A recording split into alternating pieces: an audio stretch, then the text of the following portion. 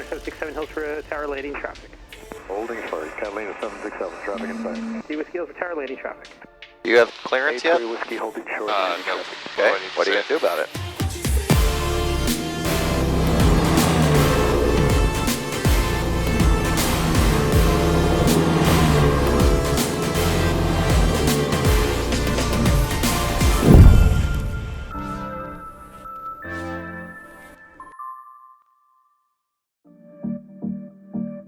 Hey guys, welcome back. Today we're in a Cessna 150 with Kellen, who's working on his private certificate. Kellen is a great young pilot and is already getting close to solo.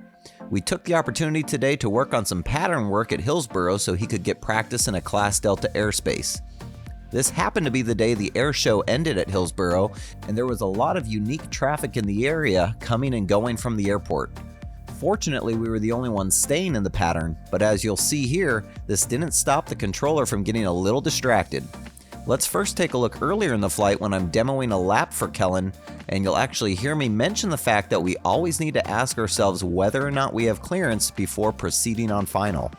Now as we get up to 1200, I'm going to pull the power back to about 2100 RPM immediately so that I don't go faster than 90. Because that needs to be our... 589er, 131, right clear for the option. Through and right clear for the option, 589er. So here we are at 1200. They level off. Then as we turn final, we'll bring it down towards that 73 in this case. Here we go, we're turning. As I turn, I keep the nose down so I don't lose airspeed. Ask myself anytime I turn final, do I have clearance? Yes, I do. If I wasn't sure, I'd double check and ask. Using power to control my rate of descent, but using that pitch to keep the numbers should not move in the window, right? While we're on final here, I wanted to take a quick moment to let you all know that I've started a podcast that can be found on all mainstream podcast providers. Please check it out and join us as we strive to stay on centerline. Just bringing it down. Okay, when I feel that sink, I add that power in, right? I don't want to get down too quickly, too far. See that sink?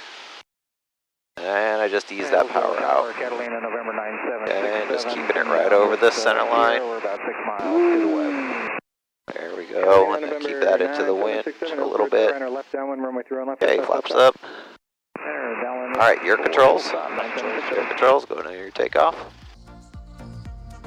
On this next lap, you'll see the controller begin to fall behind in giving us our clearance, and I prompt him when we are beginning our descent on downwind. Okay, keep climbing. Hillsborough Tower 45720, 7 miles to the north. We would like transition north to south, Twin Oaks. Tower 45720, Tower maintaining at or above 1,700, transition approved. Hills altitude 30. Okay, your pre-land check was quick. 1,700 above, transition approach, 45720. Do it all? Yeah. Okay, your beam. RP'd out. Let the nose drop. Power back. Power back.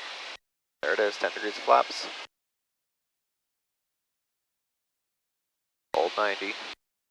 Tower 589er beam. Tower 589er, wind 3010, gust 22, runway 31 right, clear for the option. Turn right, clear for the option, 589er.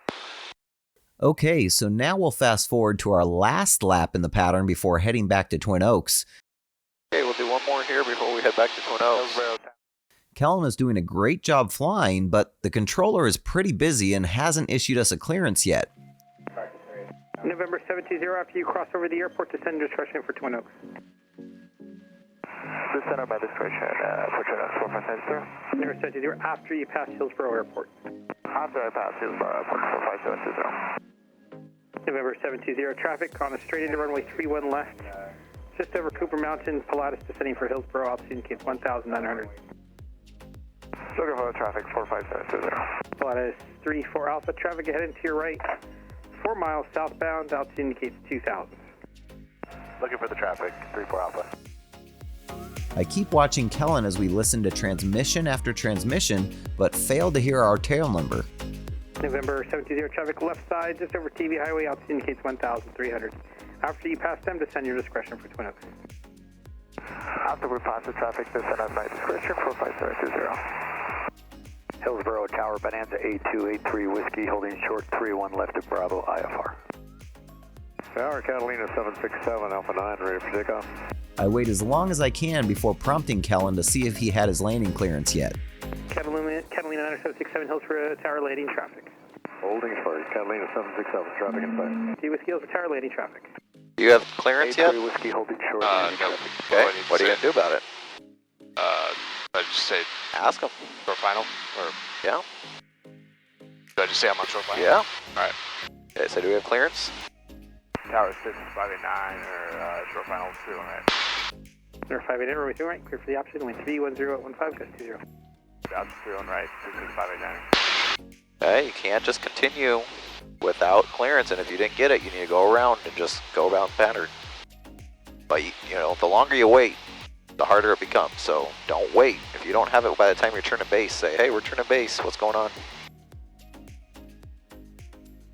So this was a great illustration of how controllers can get busy, and it's ultimately up to you as the pilot in command to make sure you have the proper clearances and are operating safely within any airspace at all times.